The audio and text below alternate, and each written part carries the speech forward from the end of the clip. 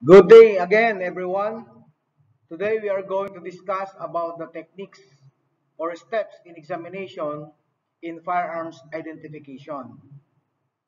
Okay, if there is a shooting incident in a certain place, in a certain municipality or city,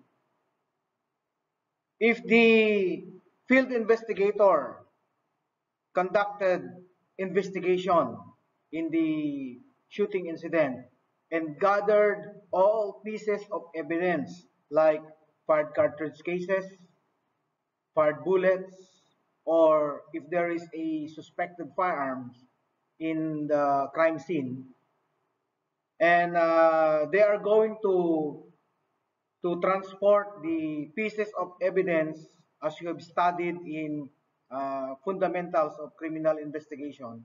Okay, I will not further elaborate it because you already studied that in fundamentals of criminal investigation. Uh, the chief of police will make a request to be conducted by the firearms examiner to all gathered pieces of evidence, like what I said, the fired cartridge case, fired bullet, or if there is a firearms. The requesting party will be the chief of police of that certain police station or city police station. Now, all specimens submitted by the requesting party will be physically examined to determine its markings or initials made by the investigator for identification purposes. Okay? So, yung mga fired cartridge cases at saka fired bullets na nagather ng investigator sa crime scene, the investigator will put his own markings on the pieces of evidence. Ano yung markings na yon? Halimbawa, kung ang pangalan ng investigator ay Juan de la Cruz, so ang kanyang initial is JDC. Okay? So JDC. So yun ang kanyang ilalagay na initial doon sa pieces of evidence. Isusulat niya yon o imamarka niya sa fired bullet o fired cartridge case o kaya doon sa firearms. Okay, at the end of this slide, at the end of our discussion, meron ako ipapakita sa inyo mga video na kung saan natin mamarkahan yung mga pieces of evidence. So yung JDC, Juan de la Cruz, ang pangalan ng halimbawa ng investigator. And then kung ilan yung pieces of evidence, kung ilang kapsula ang nandun sa crime scene, halimbawa mayroong tatlo na kapsula o fired cartridge case. So JDC1, JDC2, and JDC3. So ganun ang markings ng nailalagay ng field investigator. Ganon din sa kung mayroong fired bullet, halimbawa may tatlo rin na fired bullet, JDC4, JDC5, JDC6. Kung mayroong firearms, lalagyan mo yon ng JDC. Yun ang markings ng investigator. All cases that involve firearm identification start with preliminary examination of the evidence for similar class characteristics. So ang firearm examiner sa crime laboratory, upon receiving the request of the chief of police and the pieces of evidence, kailangan munang i-examine ng firearm examiner doon sa mga nabanggit ko na pieces of evidence kung mayroong mga marka, kung yung may mga markings na inilagay yung investigator. Kung halimbawa naman na walang inailagay yung investigator, the firearm examiner can put his own markings. Halimbawa, kung ako yung firearm examiner, I am going to put my own initial, Geraldo P. Rojas, so GPR, doon sa firearms, halimbawa mayroong firearms, GPR. Okay? And then, kung mayroong kapsula, halimbawa may tatlong kapsula, GPR1, GPR2, GPR3. At kung mayroong tatlong fired bullet, GPR4, GPR 5, GPR 6. So ganun ang unang gagawin. Yun ang unang step ng examination of firearms. Okay, next. We have class characteristics. Nabanggit ko yan doon sa unang slides. At dito, yung elimination. Titignan natin kung anong class characteristics mayroon doon sa pieces of evidence. Halimbawa, yung part bullet ay caliber 45. Okay? Yan ang class characteristics. By the way, what is class characteristics? Class characteristics are those characteristics which are determinable before the manufacture of the firearm. So, ang class characteristics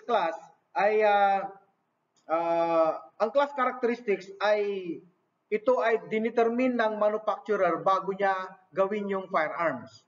Halimbawa, if I am the manufacturer, okay, and I am going to manufacture a certain type of firearm, gagawa ko ng class characteristics. Ano ang gusto kong gawin?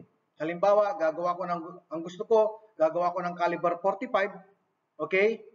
Okay, yan ang number 1 na class characteristics. So, tandaan ninyo yung definition ng class characteristics. Class characteristics are those characteristics which are determinable before the manufacture of the firearms. Bago gawin yung firearm, mayroon na siyang class characteristics na dinesign ng manufacturer. Halimbawa, sabi ko nga kanina, caliber 45. And then, titignan nyo sa picture, makikita nyo dyan yung left twist at saka right twist. Yung isa, caliber 45 yung picture, at yung isa naman, caliber .355. O kaya, yan yung caliber 357. Okay? O kaya yung, ang mga pare-parehas na caliber is caliber 357, caliber 38, 9mm, super 38, yan ang mga pare-parehas na diameter ng baril o bala. Okay, ito namang isa ay caliber 45. So titignan natin kung ano yung mga caliber, kung ilan yung caliber 45, kung halimbawa maraming klaseng baril ang ginamit. So titignan nyo kung mayroong caliber 45, 9mm, okay, o caliber 32 or caliber halimbawa caliber 22, ganon. So yun ang examination muna, physical examination. Titignan muna natin kung anong class characteristics. And then, titignan nyo yung twist of riflings. Makikita nyo dyan sa picture na mayroong arrow. So, mayroong left twist, mayroong right twist. Ito yung riflings ng baril, doon sa loob ng barrel ng baril. At makikita nyo kung sisilipin nyo yung the barrel of the firearms, mayroong spiral doon na paikot. No? Spiral. Ang tawag doon is riflings. Okay? At makikita nyo kung papuntang kanan, right twist or the left twist. So yan ang pangalawang class characteristics, the twist of riflings. Okay. Next is we have the lance and grooves. Okay, makikita nyo dun sa tingga, itong part bullet. Mayroon siyang land impression and grooves impression. Dito sa left picture, mayroon tayo makikita dyan na yung binanggit ko kanina na spiral. Okay, yan yung twist of riflings. Yan yung nagpapaikot sa tingga o kaya yung bullet pag pumutok na. Dito sa riflings, kung ano yung raised portion, yung mataas dyan is the lance. At saka yung parang kanal, yun yung grooves. Okay. So, riflings is the combination of the lance and grooves inside the barrel of the firearms. Okay, dito sa right portion ng picture, nandyan yung tingga, yung part bullet. Yung malalim dyan, yan yung impressed by the lance. At saka yung mataas dyan, itong yung yellow na arrow, yan yung impression made by the lance. At saka yung green na color na arrow, yan ang impression made by the grooves. Okay. Next, sabi ko nga sa inyo kanina, yung class characteristics ay ano itong mga class characteristics? Ito yung mga caliber, number of lance and grooves. Ano yung number of lance and grooves? In every manufacturer of firearms, mayroon silang dinesign na caliber at saka number of lance and grooves kung ilan ang gusto niya. Halimbawa, sasabihin ng manufacturer, gagawa ko ng isang firearm na ang kanyang lance and grooves ay 4 lance and grooves. Kung ilan yung lance, ganun din yung grooves niya. Okay? Number of lance and grooves. Yung iba naman, 5 lance and grooves. Yung iba, 6 lance and grooves. Yung iba, 7 lance and grooves. At yung iba, right twist. At yung iba naman ay left twist. Okay, ito naman is width of lance and grooves. Yung kalapad, yung luwang ng lance at saka grooves. Direction of twist, ito yung sinasabi kong right twist or left twist. Makikita nyo sa sample na fired bullet. Depth of grooves. Okay, kung gaano kalalim yung grooves na nandoon sa loob ng barrel of the firearm. Mayroong mababaw lang, mayroong masyadong malalim yung kanyang grooves. Okay? And then the pitch of riflings. Yung pitch of riflings class, no? Itong pitch of riflings, kung ilan yung ikot na kayang gawin ng fired bullet pag ikot niya doon sa loob ng barrel of the firearm na mag-iikot siya ng 360 degrees. Kung ilang ikot siya doon sa loob inside the how many twists or how many 360 degrees that the fired bullet can make inside the barrel of the firearm. Yun yung pitch of riflings. Mayroong ibang firearms na mayroon ibang manufacturer na ang kanyang pitch of riflings is once lang, isang 360 degrees lang o kaya dalawang 360 degrees ang pag-ikot ng fired bullet. Depende yon sa manufacturer. Kaya nga, class characteristics, uulitin ko, yung definition niya, are those characteristics which are determinable before the manufacture of the firearms. Okay.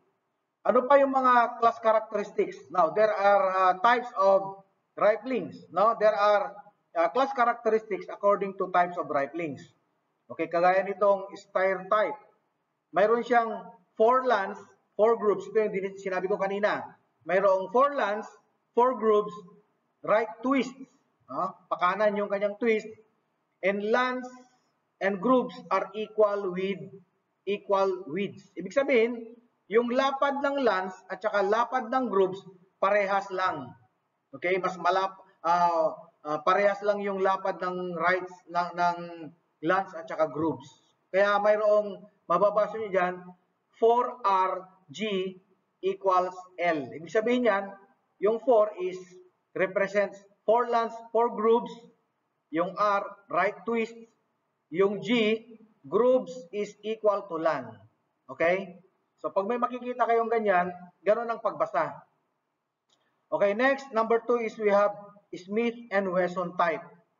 Kung itong Smith and Wesson type, kung makakita kayo ng mga baril na ang tatak ay Smith and Wesson, ang kanyang lance is, mayroon siyang 5 lance and 5 grooves.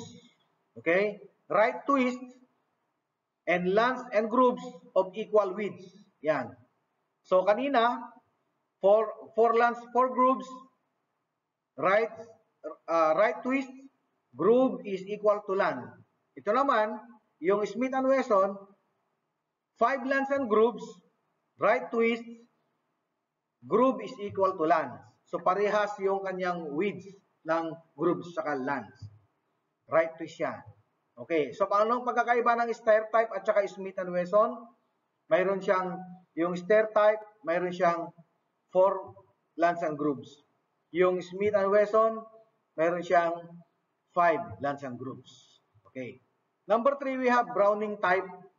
Itong Browning type naman, it has 6 lance, 6 grooves.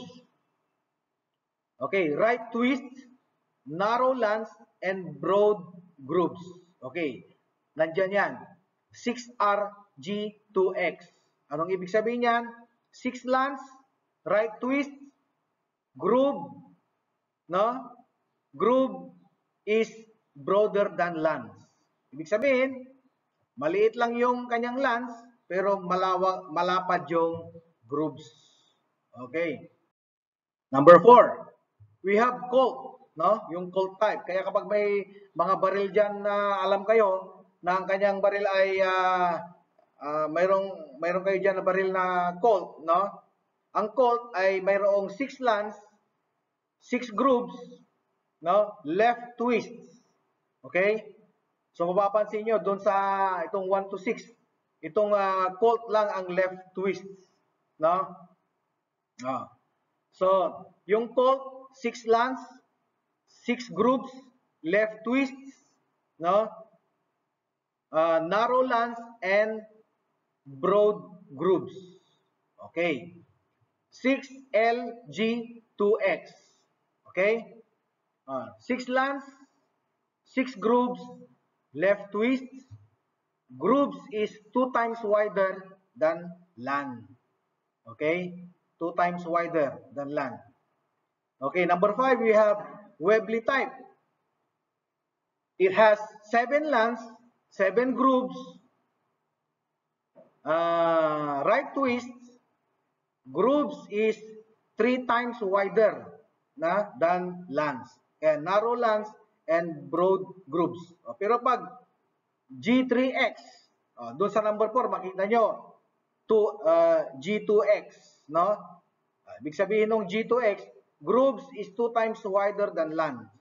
Ito naman, G3X. Okay? So, ibig sabihin nito, grooves is 3 times wider than LAN. Okay, number 6, we have Winchester type. 6RG3X. Ibig sabihin, it has 6 lance and grooves. 6 lance, 6 grooves. Okay? Right twist. Grooves width is 3 times wider than the LAN. Okay? Number 7, meron pa palang number 7, we have carbine type, 4G2X, which means there are 4 lance and 4 grooves, right twist, but the grooves are twice wider than LAN. Okay, so madaling basahin na ngayon, alam nyo na.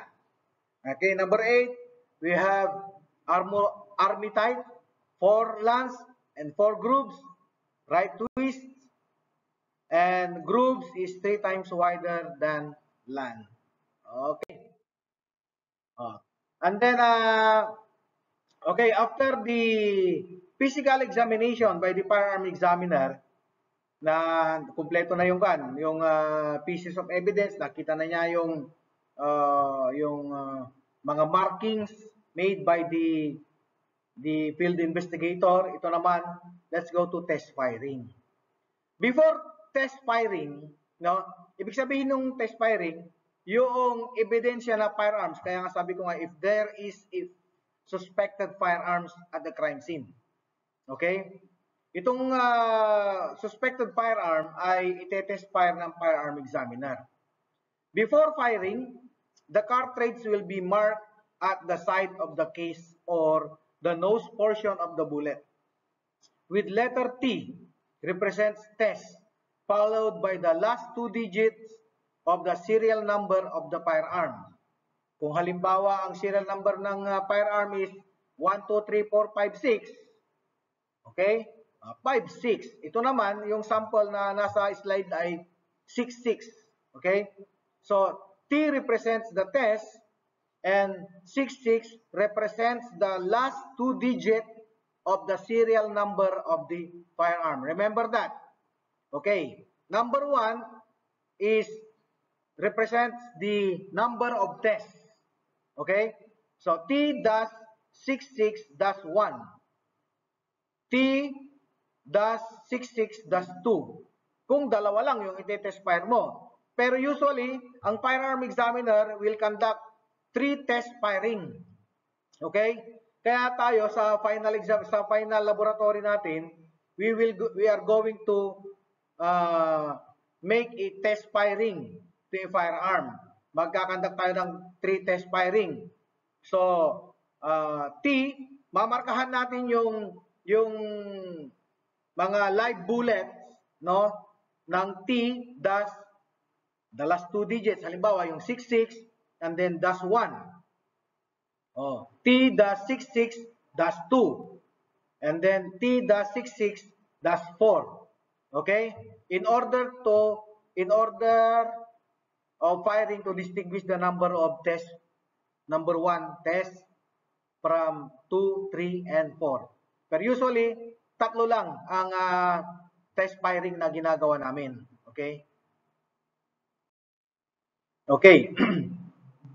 Test bullets are those recovered from the box for comparison purposes with the evidence bullet. So, lahat ng ginawa ng firearm examiner sa crime laboratory, no, we called it tests. Okay? Pero lahat ng pieces na gather sa crime scene, we call it evidence. Okay? So kung mayroong mga kapsula o fired bullet sa crime scene, ang tawag natin doon is evidence fired bullet and evidence fired cartridge cases. Sa crime laboratory, sa laboratory, kapag nagkandak na yung firearm examiner, ang tawag natin doon sa kanyang kinandak ay test fired cartridge case and test fired bullets. Okay, yun ang pagkakaiba niyan.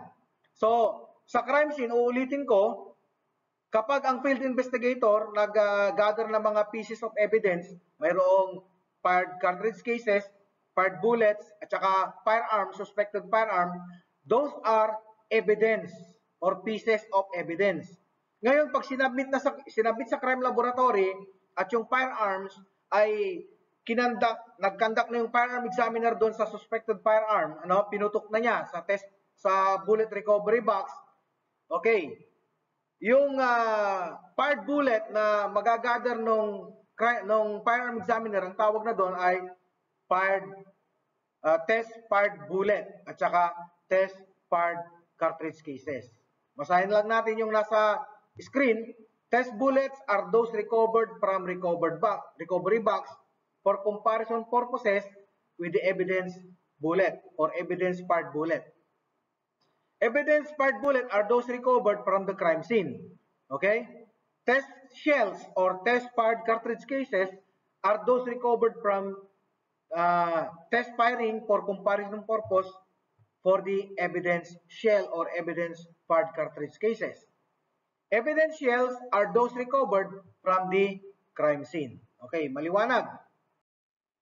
Okay, ganito ang pagmarka ng evidence, ano? Makikita nyo doon sa upper left ng screen, we have the bullet base. Okay? Doon ang pagmamarkahan. O kaya doon sa bullet nose, no? On the nose, but never on the body. Pag doon sa katawan ng fired bullet. Why? Because nandoon yung markings na importante sa firearm examiner. The impression made by the lance and grooves is very vital and very important to the firearm examiner, and never on the body. You can put your markings at the bullet base or on the nose. Kaya kapag pagdating ng panahon na magiging pulis na kayo at investigador kayo, huwag kayong magmamarka doon sa katawan ng fired bullet, kundi doon sa base, bullet base or on the bullet nose. Okay, dito sa lower portion ng slide, makikita nyo dyan. Yan yung sample ng markings.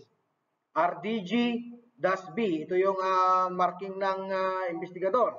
Kasi dalawa lang yung, halimbawa, kung dalawa lang yung evidence fired bullet, RDGA at saka RDGB. O, ano yung 7207? Yun yung petsa kung kailan na-recover yung ebidensya. So, July 2, 2007. Okay? So, ganyan ang sample. So, paired bullets, basahin lang natin. Paired bullets, mark initials of recovering officer or the investigator in area indicated. Wrap bullets individually in clean cotton or tissue paper. If more than one bullet is recovered, use initials of person recovering and date. And designate each bullet with letter or numeral, kaya yung number, keeping notes as the source of each. Do not mark or mar or mutilate sides or of cylindrical portion containing rifling marks. Okay, yan yung in-explain ko kanina na very vital yan, yung part na yan. Okay, kung mayroon namang kapsula, paired bullet o kaya ito paired cartridge case, kanina yung paired bullet, ito is the paired cartridge case. Paired cartridge case from caliber 45 o kaya shotgun, diyan naman ilalagay near the mouth of the paired cartridge case. Okay? Paired cartridge case o kaya shell o kaya sa Tagalog, kapsula ang tawag natin diyan. Okay. O, kung mayroong firearm na ebidensya, okay, dito tayo magmamarka. On the barrel, okay? Example, engraved mark GPR, that is my initial, Geraldo P. Rojas, 10-14-08, okay? So, yung barrel of the firearm, slide, and the frame, okay? Diyan tayo magmamarka. Yang tatlong yan. Bakit tatlo? Okay? Kasi yan yung mga importanteng parts ng baril. Yung barrel, yung slide, at saka yung frame. O kaya yung lower receiver of the firearm. Okay? Next. Number 2, techniques. No? We have the microscopic examination. After the test firing, okay, mayroon na tayong evidence paired bullet, evidence paired cartridge cases, and evidence firearm. We have now also the test bullet or test paired bullets and the test paired cartridge case. After the recovery of the test bullets, na-explain ko na yan kung ano yung test bullets or test paired bullets and test paired cartridge cases, no? Known test paired specimens are compared to questioned specimen. Ano yung questioned specimen? Ito yung evidence, no? Using the bullet comparison microscope. So, i-compare na natin ngayon yung test paired bullet at saka evidence paired bullet. At saka yung test paired cartridge cases at saka evidence paired cartridge cases using the bullet comparison microscope. Okay. Yan ang bullet comparison microscope. Okay? Ito naman ngayon as the individualization occurs only here. Yan. Okay. Ito ngayon yung individual characteristics. No? Okay. I will define first what is individual characteristics. Individual characteristics are those characteristics which are determinable only after the manufacture of the firearm.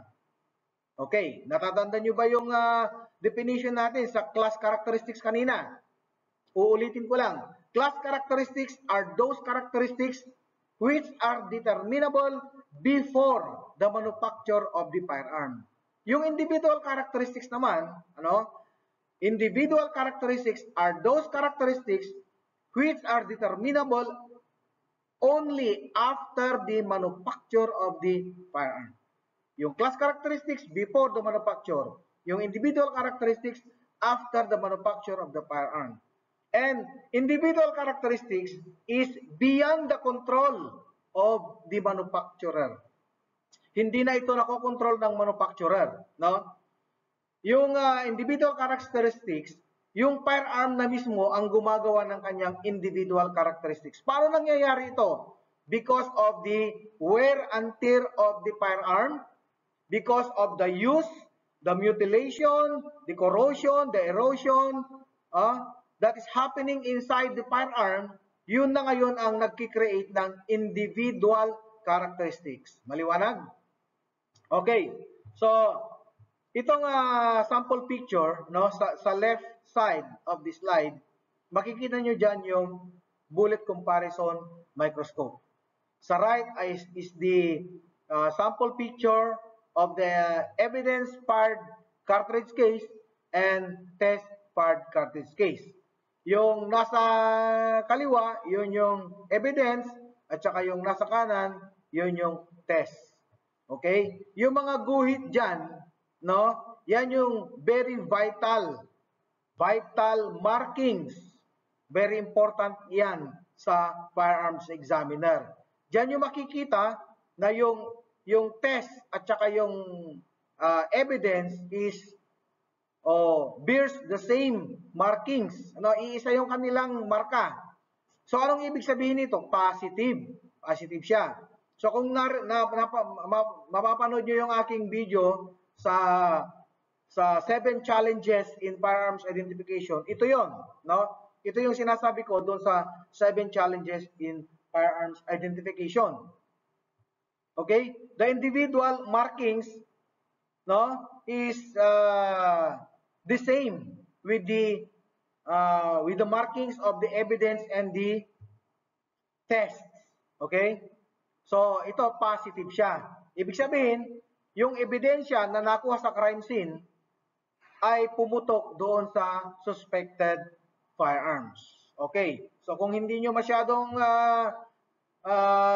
naintindihan yung explanation ko doon sa 7 challenges, ulitin nyo uling panoorin para mas lalo nyong maintindihan itong sinasabi ko rito. Okay, next. Ito naman is the example of identification in a fired bullet. So makikita nyo, sa left is the evidence, sa right is the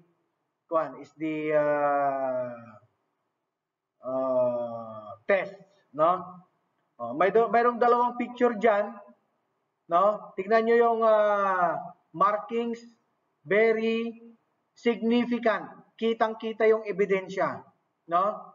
So makikita nyo, doon sa unang picture may hati yan, ano? Sa pangalawang picture may hati rin. Ang tawag diyan yung hairline, no?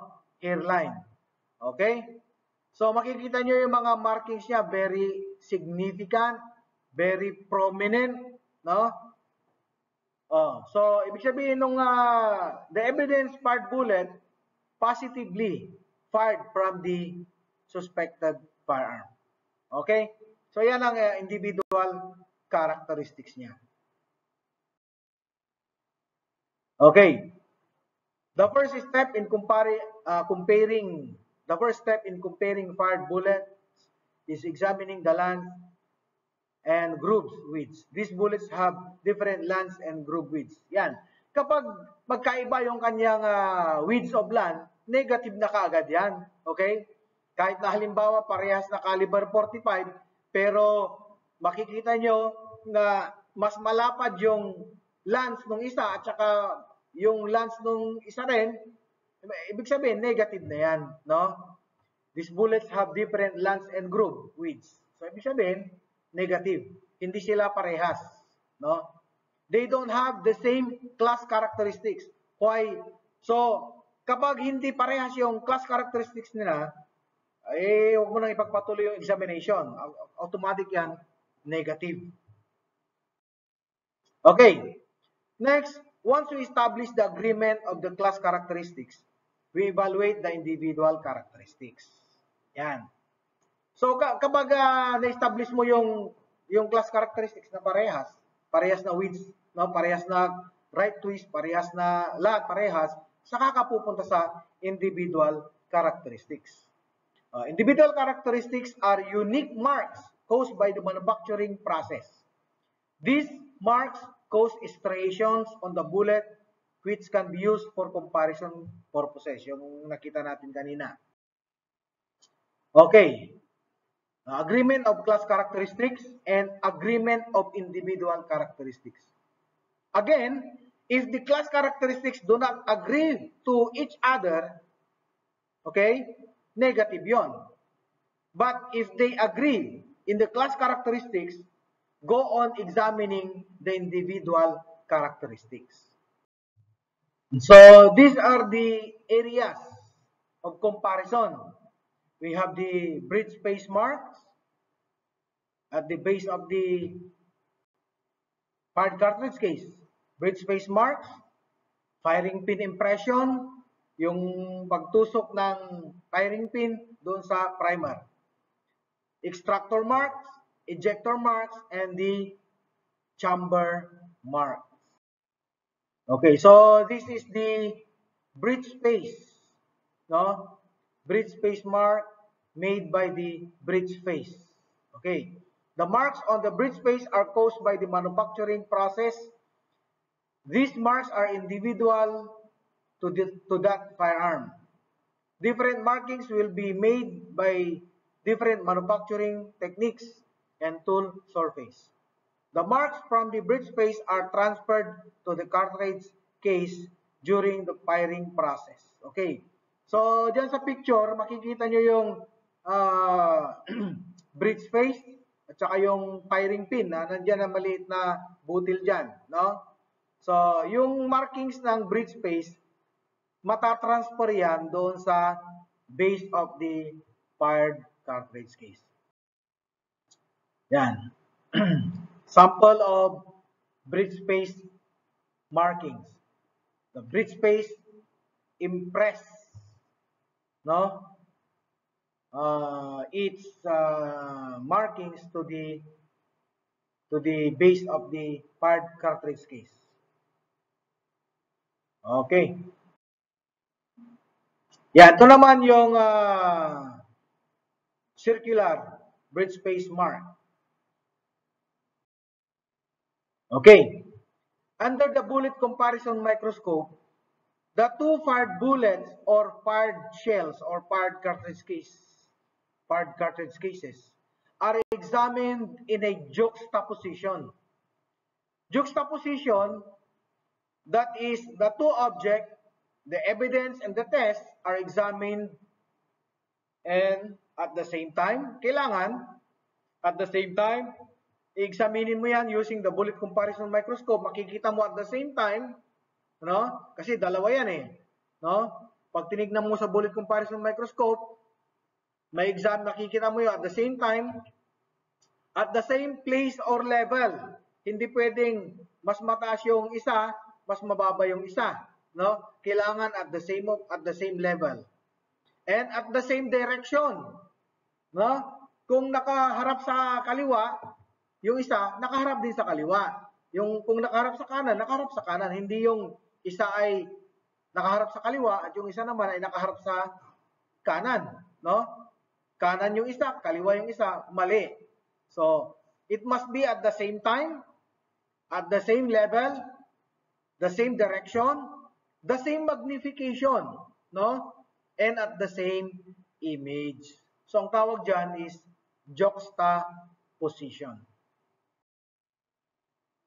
Okay, for conclusiveness of findings, there shall be at least 3 bullets and should be compared. No? There must be at least 3 test bullets that should be compared. Ulitin ko, for conclusiveness of findings, there shall be at least 3 test bullets that should be compared. First, number 1 is for comparison or preliminary examination. Second is for confirmation or confirmatory. And the third is for conclusion. So hindi pwedeng isa lang. Hindi pwedeng dalawa lang. Kailangan 3 o kaya 4 o kaya 5. Mas maganda kung mas marami. So, but not only 1, not only 2, but it must be 3 or more tests ang kailangan. The more tests, the more accurate, no? Pero kung isa lang ang test mo, hindi pwede.